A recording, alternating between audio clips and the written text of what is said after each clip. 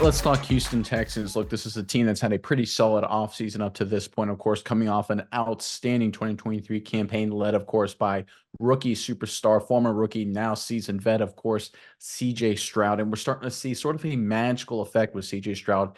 And when it comes to other players in the National Football League wanting to join the Houston Texans, and we've got a couple reports that highlight just that. Let's get into these two reports that came out over the past few days. Then we'll talk about more about what it means on the other side. Both of these are courtesy of NBC Sports. Saquon Barkley says the Texans were a strong contender for his services before he signed with the Eagles. Barkley says he spoke with CJ Stroud and some other Texans players before free agency started and was very interested in Houston. Probably the team that had my first interest was Houston. I got to communicate with CJ and a couple of those boys, but this was before when you could actually put offers on the table and talk to teams. Barkley said on the New Heights podcast via the New York Post. So again, Barkley, before money started flying, the business started happening, wanted to play with CJ Stroud. Let's go into the next report. When pass rusher Daniel Hunter signed with the Texans in free agency, he reportedly wasn't going to the highest bidder.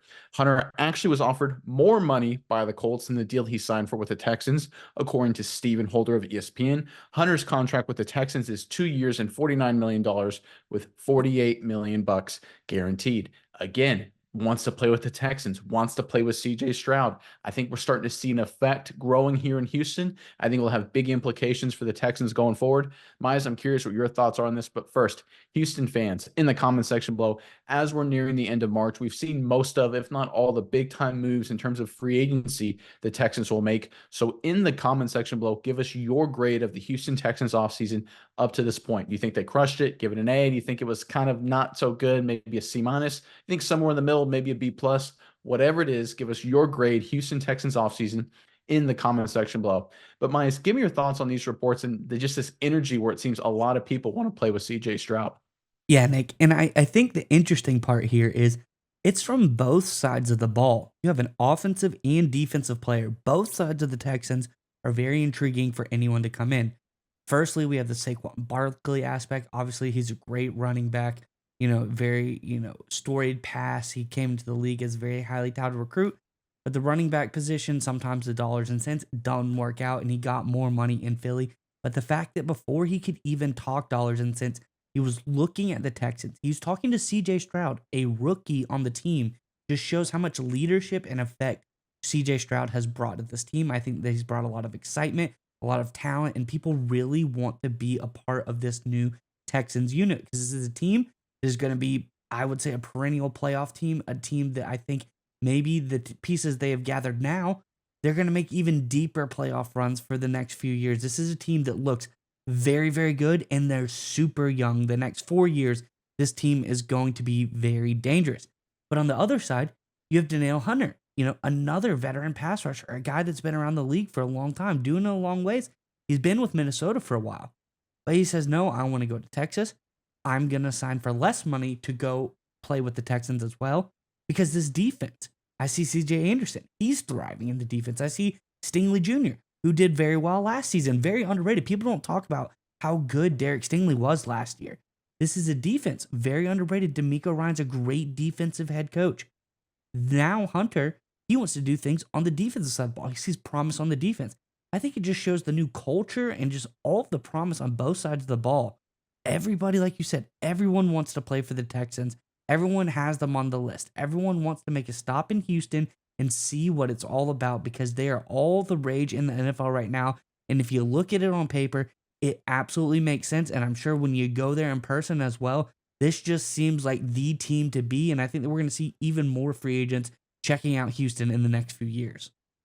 I think there is something to be said with D'Amico Ryans is doing, but it's important to understand, and I want to really hammer this home, is that players in the National Football League, they want two things outside of getting paid the most money. But when you look under the weeds, they want two things. They want notoriety. They want to be seen. They want to play in big games, big moments, primetime playoffs, things like that.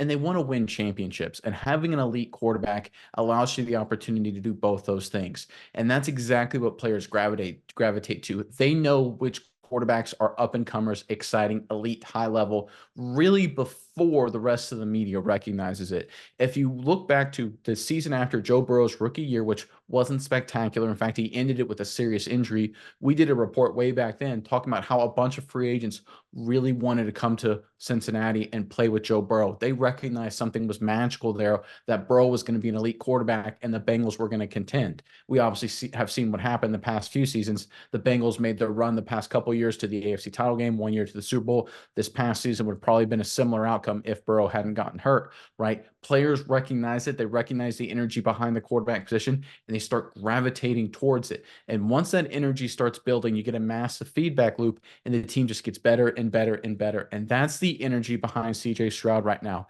Focus the energy, find the teams that are drawing the most energy, and coinciding with that is always the quarterback position. You look at the quarterbacks and you look at the teams that are generating the most energy, not the media buzz. Don't listen to that. They're wrong 99 times out of 100. You want to go to the teams where players are talking about it, where even players like Barkley, who didn't sign with the Houston Texans, who didn't get a chance to play with CJ Stroud, said, hey, listen, they were at the top of my list. They were the first team that came up to me when free agency became an option for me. When you follow that energy and that movement, and right now it is 100% behind CJ Stroud in Houston, a lot of good things will happen. I think a lot of people expect the Texans to be good in the future, but I think we're underselling potentially how good they could really be.